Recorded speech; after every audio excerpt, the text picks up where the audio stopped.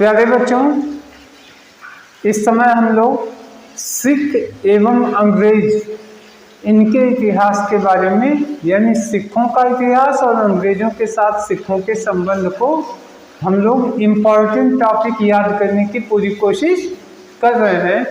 तो इस संबंध में टॉपिक थोड़ा लंबा है, तो इसमें 3 वीडियो ऑलरेडी पहले ही बना चुके हैं जो पहले के टॉपिक है। चौथा वीडियो आइए देखते हैं और जो इम्पोर्टेंट टॉपिक है इसको सब याद करने की कोशिश करते हैं। तो देखिए, सिखों के 9वें गुरु कौन थे? तो सिखों के 9वें गुरु तेग बहादुर थे। तो तेग बहादुर को कैसे याद कर सकते हैं? एक शब्द में कि सिखों के 9वें गुरु जो थे बहुत ही बहादुर थे। अब बहादुर क्यों थे? बहादुर इसलिए थे क्योंकि इस्लाम स्वीकार न करने के कारण औरंगजेब ने इनको शीशगंज, ये पंजाब में शीशगंज एक जगह है, वहां पे गुरुद्वारा के निकट इनको फांसी दे दिया। तो बहादुर इसलिए कहा आपने, क्यों? क्योंकि जान दे दिया लेकिन अधीनता नहीं स्वीकार की, इस्लाम को स्वीकार नहीं किया और इसी कारण औरंगजेब ने गुरु तेग बहादुर को फांसी दे दिया। इनकी फांसी कहाँ हुई है? तो वो जगह का नाम अभी जो वर्तमान में है वो है शीशगंज। तो आप ऐसे कह सकते हैं, अपने शीश को रस्सा डाल के फांसी लग गई, फांसी लग गई, शीश कट गया, यानी शीश को कटा करके भी अपनी बहादुरी गुरु तेग बहादुर ने दिखाई। अब आइए आगे देखते हैं, सिखों के 10वें एवं अंतिम गुरु कौन थे? तो सिखों के 10वें एवं अंतिम गुरु गोविंद सिंह थे। गुरु गोविंद सिंह। अब देखिए, इनका नाम आपको हमेशा याद रहेगा जब इसका कारण आप जानेंगे। देखिए, इनके नाम के आगे क्या लिखा है? सिंह। सिंह। जितने गुरु थे उसमें सिंह से गुरु गोविंद सिंह, यानी 10वें एवं अंतिम गुरु के नाम के आगे लगा हुआ है। और इनके आगे एक चीज देखिए, इनका जन्म कहाँ हुआ? 1666 में पटना में हुआ, पटना में। तो देखिए, आप ऐसे याद कर सकते हैं, गुरु गोविंद सिंह, तो वो ऐसे करके वो सिंह थे, सिंह की तरह बलवान थे। बलवान थे। क्यों बलवान थे?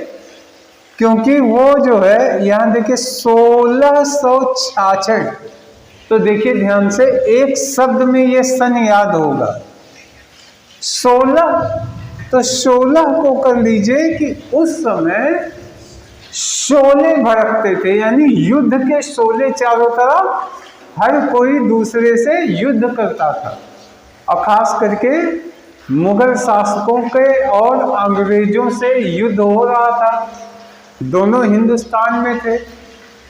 तो उस समय क्या था? युद्ध के शोले भड़क रहे थे। उन शोलों में शोले भड़कने के कारण देखिए ये लिखा छाछठ, इसको अगर हिंदी में लिखेंगे तो छाछठ हुआ, तो आप इसको कर लिए छाछ। छाछ, दही की छाछ, आप जानते होंगे दही छाछ क्या होता है, यानी लस्सी। दही की छाछ, तो छाछ क्या है?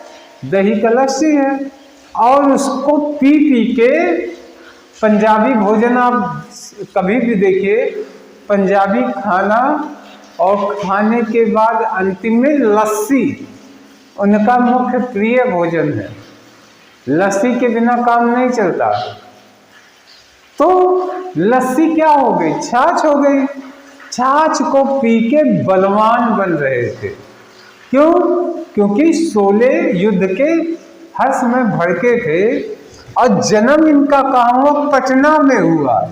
पटना से कल्पना कीजिए कि पटना में पैदा हुए, इसीलिए सबको पटक रहे थे, सबको पटकते थे। युद्ध होता था तो पटकते थे। तो हो गया सन 1666, छाछ पीते थे, इसीलिए पंजाबी लोग आज भी लस्सी पीते हैं। तो छाछ पिए, क्यों? क्योंकि युद्ध के शोले भड़क रहे थे, यानी शोले मतलब 16 और छाछ मतलब छाछ है 66। और इसके बाद जो है पटना में हुए, यानी सबको पटकने के पटकते थे। अब देखिए, ये गुरु गोविंद सिंह अपने को सच्चा बादशाह कहते थे।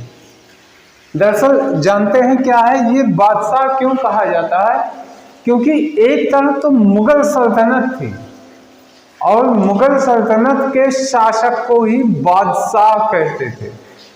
तो ये जो है गुरु गोविंद सिंह कहते थे वो सच्चा बादशाह नहीं है।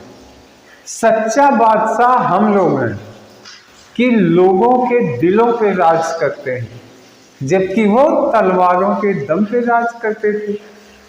इसलिए इन्होंने क्या किया, सच्चा बादशाह कहा अपने आप को। अब ये बहुत इंपॉर्टेंट है, इसको ये एग्जामिनेशन ओरिएंटेड है।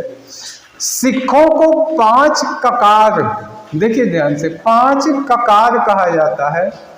ककार इसलिए इसको ककार समझ लीजिए क्योंकि 5 का अक्षर से है। ये सिखों के लिए अनिवार्य किया गया। क्या क्या? ये 5 ककार कौन से हैं? तो हो गया केश, कंगा, करा, कृपाण, कक्षा। केश, कंघा, कड़ा। अब केश आप जानते हैं वो बाल कटवाते नहीं कभी। कंघा इसलिए लकड़ी का कंघा रखते हैं, बाल को साफ किया जाए। कड़ा, कड़ा अनिवार्य है सिखों के लिए। दाएं हाथ में सिर्फ एक हाथ में, वो भी राइट, दोनों हाथ में नहीं पहनते, लेफ्ट हाथ में नहीं, राइट हैंड में एक कड़ा हो गया। अब इसके बाद कृपाण। कृपाण एक छोटा सा ये चाकू टाइप होता है, या आप इसको छोटी तलवार आप कह सकते हैं। नियम ये बनाया गया था कि इस कृपाण को वो हमेशा अपने पास रखेंगे, यहाँ तक कि सोते समय भी इसको अपने साथ ही रखना अनिवार्य किया गया है। और इसके बाद कच्छा जो होता था, ये एक सलवार जैसा, सूती कपड़े का बना हुआ सलवार जैसा ये इनर वियर, अंतः वस्त्र अंदर, जो आरामदायक हो, जिससे कभी भी युद्ध की स्थिति में कूद के, उछल के बैठने, दौड़ने में उनको कोई प्रॉब्लम ना हो, पहनने में प्लस दौड़ भाग करने में, युद्ध करने में वो एकदम आरामदायक हो। इस तरीके से 5 ककार जो का अक्षर से शुरू होते हैं, केस, कंगा, कड़ा, कृपाण और कच्छा, सिख लोगों के लिए अनिवार्य किया गया। इसके साथ ही सिखों को नाम के आगे सिंह जोड़ना अनिवार्य किया गया कि अपने नाम के आगे सिंह लगाओ। अब सिंह आप जानते हैं शक्ति का प्रतीक होता है। सिंह शक्तिशाली और शिकार पे विजय प्राप्त करने वाला जानवर सिंह। सिंह शब्द को नाम के आगे लगाना भी अनिवार्य किया। किसने किया? गुरु गोविंद सिंह ने ही करवाया। अब देखिए क्या है, इनका निवास कहाँ था, ये रहते कहाँ थे? तो आनंदपुर साहिब में रहते थे, आनंदपुर साहिब। और इनकी कार्यस्थली कहाँ थी? यह है पाओता, पाओता है ना, ये उनकी कार्यस्थली थी। मतलब वो कार्य भी करते थे और अपना निवास आनंदपुर साहिब में बनाए थे। तो अब देखिए कैसे आपको याद हो सकता है आनंदपुर साहिब। सिख, इसको कल्पना कीजिए, सिखों के गुरु जिनको सिख तन मन धन से मानते हैं, वो रहते कहाँ हैं? और जहाँ गुरु का चरण होगा आनंद भी तो वहीं आएगा। इसलिए गुरु जहाँ रहते थे वो हो गया आनंदपुर, आनंदपुर साहिब। गुरु हो गए साहिब। अब साहिब कहाँ रहते थे? जहाँ रहेंगे वहीं आनंद आएगा, तो हो गया आनंदपुर साहिब। अब कार्य करते थे, कार्यस्थली क्या थी? पाओता। तो जहाँ पे सिख पाए जाए वही कार्यस्थली हो गई, वो कार्य वहीं करेंगे भाई। वो सिखों के गुरु थे, जहाँ सिख वहाँ वो उनका कार्य वहीं पे होगा। तो पाओता यानी जहाँ उनका पता हो, यानी सिख जहाँ रहते हो वही पता उनकी कार्यस्थली मानी गई, यानी पाओता। अब देखिए क्या है, 1699 में वैसाखी के दिन खालसा पंथ की स्थापना की। खालसा पंथ की स्थापना, तो खालसा पंथ की जो स्थापना किया था गुरु गोविंद सिंह ने, वो इसी आनंदपुर साहिब में ही उन्होंने किया था, आनंदपुर साहिब में ही। तखत पे बैठ गए। अब बैठ गए, उसके बाद जो है सारे सिखों को उन्होंने वहां पे बुलवाया और तखत के पीछे एक पंडाल बना दिया। और उसके बाद तखत पे बैठ के अपनी तलवार निकाले और सारे सिखों को इकट्ठा किया। इकट्ठा करके वहां पे उन्होंने सारे सिखों से कहा, मुझे एक सर चाहिए, आप में से कौन व्यक्ति सर देने को तैयार है? तो एक व्यक्ति खड़ा हुआ, उसने कहा कि मेरा सर तैयार है। तो गुरु गोविंद सिंह उनको पंडाल के पीछे ले गए और वो देखा लोगों ने पंडाल के पीछे से खून की धारा निकल रही थी, वो अंदर हो गए। उन्होंने कहा कि फिर बाहर निकल के आए, कहा कि मेरी तलवार की प्यास अभी बुझी नहीं है, मुझे एक सर और चाहिए। अब सब एक दूसरे का मुंह देखने लगे, लेकिन तभी एक व्यक्ति ने और कहा, मेरा भी सिर हाजिर है, ले लीजिए। उसको भी ले आए, फिर खून निकलने लगा। फिर आए खड़े हुए, कहे कि मुझे एक सर और चाहिए, आप में से कौन और देगा एक सर? फिर एक व्यक्ति तैयार हुआ। इन पांचों व्यक्तियों का नाम हम अगले वीडियो में आपको बताएंगे, जो पंच प्यारे कहलाए। ऐसे ऐसे 5 लोगों ने अपने सिर दिए। उसके बाद जो है सब हैरान हो गए, ये हो क्या रहा है, क्या कर रहे हैं? फिर बाद में गुरु गोविंद सिंह इन 5 सिखों को अपने साथ लेके आए और कहा, ये मेरे पंच प्यारे हैं और खालसा पंथ यही है। यानी खालसा पंथ का मतलब कि जो सिख धर्म को इसका पूर्ण तरीके से पालन करता हो, वह व्यक्ति खालसा पंथ का सदस्य होता है। इस तरीके से खालसा पंथ की स्थापना की गई। इसका डिटेल हम अगले वीडियो में कर देंगे, क्योंकि ब्लैक बोर्ड पे जगह नहीं थी। वही पंच प्यारे कहलाए। अब देखिए, पाहुल प्रणाली की शुरुआत भी उन्होंने की, तो गुरु गोविंद सिंह ने किया। पाहुल से आप अच्छी तरीके से याद कर सकते हैं कि पाने के लिए पाहुल यानी आओ और राज्य के लिए कुछ करो।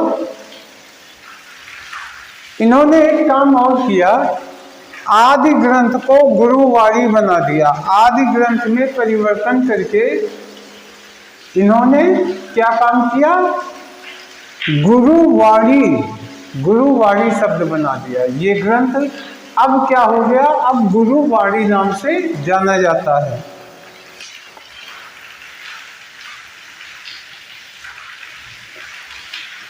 गुरु गोविंद सिंह की हत्या, इनकी हत्या किसने की? 1708 में गुल खां नामक एक पठान था। नादेड़ एक जगह, नादेड़, उसी जगह पे गुल खां नामक एक पठान, इसी ने उनकी हत्या कर दी थी। मुगलों से उनकी दुश्मनी थी और इसी एक मुगल ये पठान में गुल खां, तो ये भी आपको याद हो सकता है। देखिए, गा से गोविंद सिंह, गा से गोविंद सिंह, अब गा से गुल खां, यानी गोविंद सिंह को मार के ये गुल हो गया, गायब हो गया वो व्यक्ति। और जगह कौन सी थी? नादेड़। तो प्यारे बच्चों, आज इस वीडियो में इतना ही रखते हैं। एक तो बारिश बहुत तेज हो रही है और दूसरे लाइट भी ऑन ऑफ हो रही है, तो थोड़ा डिस्टरबेंस हुआ है, लेकिन इतना नॉलेज आपके लिए आज के वीडियो में है। एक बार हम जल्दी सरसरी नज़र से इसको देखते हैं। सिखों के 9वें गुरु कौन हुए? तेग बहादुर। तेग बहादुर की हत्या किसने करवाई? औरंगजेब ने। इनको कहाँ फांसी दे दी गई? एक गुरुद्वारे के नज़दीक। कहाँ पे? शीशगंज में गुरुद्वारे के नज़दीक इनको फांसी दे दी गई। दूसरा जो है, सिखों के 10वें अंतिम गुरु कौन है? गुरु गोविंद सिंह। गुरु गोविंद सिंह ने क्या किया? इनका जन्म कब हुआ? 1666 में। कहाँ पे? पटना में, बिहार के पटना में हुआ था जन्म, लेकिन थे सिखों के गुरु। इसके बाद जो है, इन्होंने क्या किया? अपने आप को सच्चा बादशाह कहा कि मैं असली बादशाह हूँ, मुगल तो झूठे बादशाह हैं। इसके बाद जो है, सिखों को 5 ककार अनिवार्य किया: केस, कड़ा, कंघी, कटार और कच्छा। इसके बाद फिर क्या हुआ? नाम के आगे क्या जोड़ना गया? सिंह। इन्होंने ही कहा। अब गुरु गोविंद सिंह, इन्हीं के नाम के आगे सिंह है, बाकी किसी गुरु के नाम के आगे सिंह नहीं है। उसके बाद क्या हुआ? निवास कहाँ पे था इनका? आनंदपुर साहिब में। कार्यस्थल कहाँ था? पाओटा। और इन्होंने क्या किया? खालसा पंथ की स्थापना की। 5 प्यारे भी इन्होंने बनाए और इनकी पाहुल प्रणाली की शुरुआत भी इन्होंने की।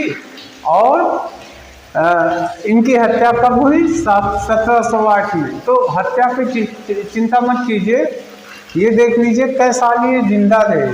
तो 1666 में पैदा हुए और 4 7 30 34 और प्लस 8 34 6 46 2 42 यानी 42 साल के 66 से ऐड कर लीजिए 1708, तो आपको आश्चर्य होगा कि लगभग 42 इयर्स इनकी आयु थी, क्योंकि इनकी हत्या नादेड़ नामक स्थान पे गुल खां नामक एक पठान ने कर दी थी। तो प्यारे बच्चों, इस वीडियो में इतना ही है। नेक्स्ट वीडियो में हम और जानकारी लेके आएंगे। तब तक के लिए धन्यवाद, नमस्कार।